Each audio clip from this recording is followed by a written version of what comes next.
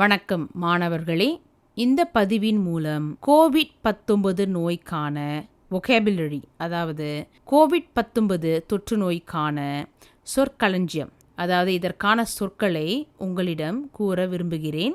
இந்த சொற்களை நீங்கள் இந்த வாய்மொழி தேர்வுக்கு எப்படி பயன்படுத்தலாம் என்றால், வாய்மொழி தேர்வின் போது உரையாடல் பகுதி, அதாவது ஆசிரியர் உங்களிடம் ஒரு ஒளிக்காட்சியை காட்டிவிட்டு அதில் அப்படி கோவிட்-19க்கான நோய்க்கான ஏதாவது காட்சி இடம்பெற்றால் அதற்கான சொற்களஞ்சியம் நீங்கள் கண்டிப்பாக பயன்படுத்த வேண்டும். அதனால் நீங்கள் அந்த சூழ்நிலையை பார்த்து கொள்ளுங்கள்.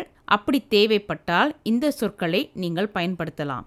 உயர்நிலை பள்ளி மாணவர்கள் நீங்கள் கட்டுரை எழுதுவதாக இருந்தால், இந்த நோயை பற்றி நீங்கள் கட்டுரை ஏதாவது எழுத வேண்டும் என்றால் இந்த சொற்களஞ்சியமும் நிச்சயமாக உங்களுக்கு கை கொடுக்கும். இப்பொழுது இந்த சொற்களை பார்க்கலாம். காற்று வழி பரவல், இதற்கான ஆங்கில மொழிபெயர்ப்பு ஏர்பார்ன். தொற்றிக்கொள்ள கூடிய நோய், இதை ஆங்கிலத்தில் கம்யூனிகபிள் டிசீஸ் என்று அழைப்போம். சமூக பரவல், இதை ஆங்கிலத்தில் கம்யூனிட்டி ஸ்ப்ரெட் என்று அழைப்போம்.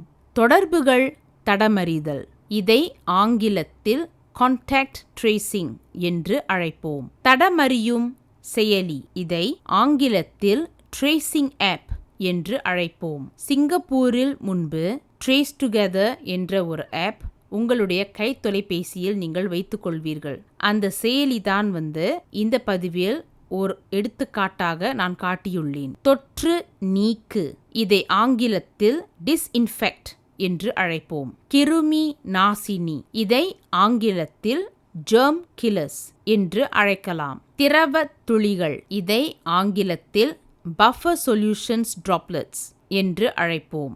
அதாவது ART நீங்கள் செய்யும்போது அதில் இந்த buffer solution நீங்கள் பயன்படுத்தும் போது இதைத்தான் திரவ துளிகள் என்று அழைப்போம். அதாவது சோதனை செய்த பின் அந்த கருவியில போடுற அந்த திரவ துளிகள். இதை நீர்த்துளிகள்னு சொல்லக்கூடாது, buffer solutionனால திரவ துளிகள். சர்வதேச நோய், இதைத்தான் ஆங்கிலத்தில் பெண்டமிக் என்று சொல்வோம். முக பாதுகாப்பு கவசம், இதை ஆங்கிலத்தில் ஃபேஸ் மாஸ்க் என்று அழைப்போம். கை சுத்தகரிப்பான், இதை ஆங்கிலத்தில் ஹேண்ட் சானிடைசர் என்று அழைப்போம். சமூக நோய் எதிர்ப்பு சக்தி, இதை ஆங்கிலத்தில் ஹெர்ட் இம்யூனிட்டி என்று அழைப்போம். தொற்றியுள்ளது, இதை ஆங்கிலத்தில் இன்ஃபெக்டட் என்று அழைப்போம். தொற்று தடை காப்பு, இதை ஆங்கிலத்தில் குவாரண்டைன் என்று அழைப்போம். பொது முடக்கம், இதை ஆங்கிலத்தில் லாக்டவுன் என்று அழைப்போம். கொரோனா வைரஸ் பெருந்தொற்று, இதனை கொரோனா வைரஸ் என்று அழைப்போம். தீவிர நோய் பரவல், இதை அவுட்பிரேக் என்று அழைப்போம். PCR பரிசோதனை, இதனை ஆங்கிலத்தில் PCR டெஸ்ட் என்று அழைப்போம். வீட்டில்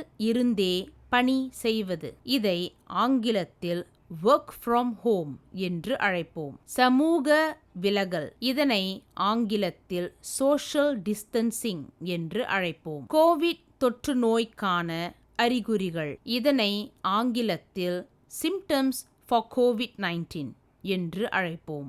அவசர மருத்துவ சூழல், இதனை ஆங்கிலத்தில் மெடிக்கல் எமர்ஜென்சி என்று அழைப்போம். இந்த குறிப்புகள் உங்களுக்கு உதவியாக இருக்கும் என்று நான் நம்புகிறேன். உங்களுக்கு ஏதேனும் கேள்விகள் இருந்தால் நீங்கள் தாராளமாக கமெண்ட்ஸ் செக்ஷனில் உங்களுடைய கேள்விகளை பதிவு செய்யலாம். உங்களுடைய வாய்மொழி தேர்வுகளில் சிறப்பு தேர்ச்சி பெறுவதற்கு எமது வாழ்த்துக்கள்.